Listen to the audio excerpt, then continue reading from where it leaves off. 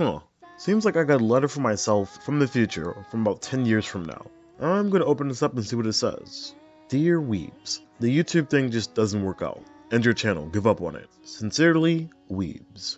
Well, that was pleasant. Anyway, hello guys, it's Weebs here, you can call me Weebs. And today's manga suggestion we're going to be doing is Orange. Now, I pushed a few manga back for manga suggestions on the back burner for the simple fact that this series is actually getting an anime coming out in July. I wanted to cover this series early, or at least as soon as I can, so you guys can, have something to read before the anime comes out and get a good idea for the story and whatnot, and see if you actually want to see the anime or any of the other blah blah blah. Because from what I've seen from the PV so far, this series actually looks pretty beautiful, and hopefully it stays to the source material and delivers a really good story. Anyway, before I get into why I'm suggesting this series, let's get into all the technical stuff as usual. This series is about 22 chapters, 5 volumes, and it is completed. Hopefully I can get you guys an ongoing series so you can actually have something to watch. I might do that with the next manga suggestion. Don't know yet, don't know what I'm going to actually pick exactly, but it might be an ongoing series, so get ready for that. Anyway, this series is a shoujo, slice of life, romance, sci-fi, drama manga. Okay, so now that we have all the technical stuff out of the way, let's get into what Orange is actually about. So basically what Orange is, if you got a little bit of an idea from an opening little skit thing that I did, I think it's the skit, skit, whatever.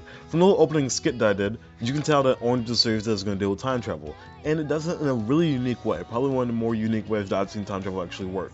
The main character ends up getting a letter sent from her future self to her past self, warning her of an event that's going to happen. And I'll probably explain that in more detail after I start explaining the characters. Starting off, we have our main character, Takemiya Naho. And Naho comes off as your typical plain Jane type of girl. Doesn't really have much going on for her. And that's actually most of the cast of the series. They come off as pretty one-dimensional. They really don't have that much going on. And so the series actually develops and you get to find out a little bit more about these characters. So Naho receives a letter from herself in the future. And at first she doesn't really believe the letter is really her from the future, until she realizes that the things in the letter that was sent to her from her future self ended up being real and being legitimate, and it really was her from the future. And her future self wanted to warn her of an event that's going to happen. But before I talk a little bit on that, and I'll be dwelling a little bit into spoiler territory, let's get into the rest of the stuff for the series. And as the story progresses, we're introduced to the other characters of the series, which are also Naho's friends. But we are also introduced to the other main character of the story, who is Naruse Kakuru, a new kid to the school. So he has no friends, so naturally ends up joining Naho and her group of friends, and he starts to become one of them.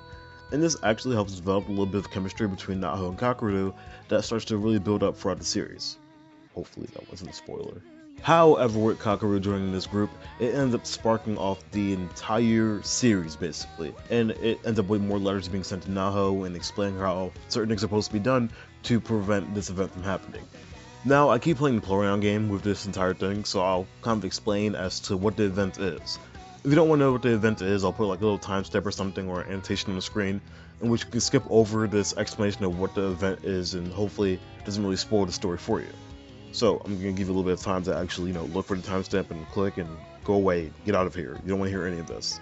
Unless you do want to hear it and you don't care, then stay here and just wait for me to stop counting down. 5, 4, 3, 2, 1. Okay, let's go. So the event that Naho is meant to prevent is the death of Kakuru. In the future, which is basically an entire different timeline, just an alternate universe, I guess, Kakuru dies. And because of the death of Kakuru, about 10 years later, the regrets that the whole entire group has is that Kakuru's death could be prevented if certain things didn't happen or things went a different way. Therefore, the group tries to prevent this by sending letters to their past selves.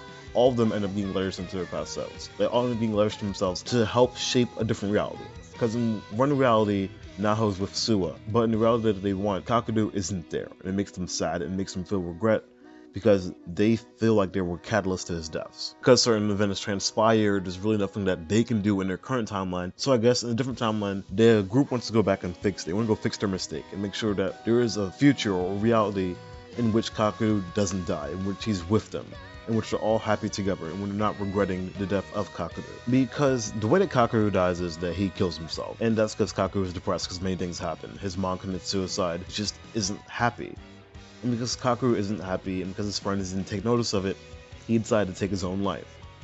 And that's probably one of the things that makes this series a little bit sad and makes it a little bit different from what it is. Because you see these characters develop, you see how they change themselves, and you see how much they actually mature, how they change from this entire experience from their future selves and the letters that they get. And I have to give a lot of respect to Suwa, who basically gave up everything for Naho and for Kakuru to be together and for Kakuru to live. Because he did end up getting what he wanted in one alternate timeline. He wasn't going to be selfish and let it happen again. And I have to give a lot of respect to Suwa for that, and he actually ended up being one of the characters that I favored the most out of all of them. Okay, so the event's spoiled. With that being done, I'm going to start wrapping things up.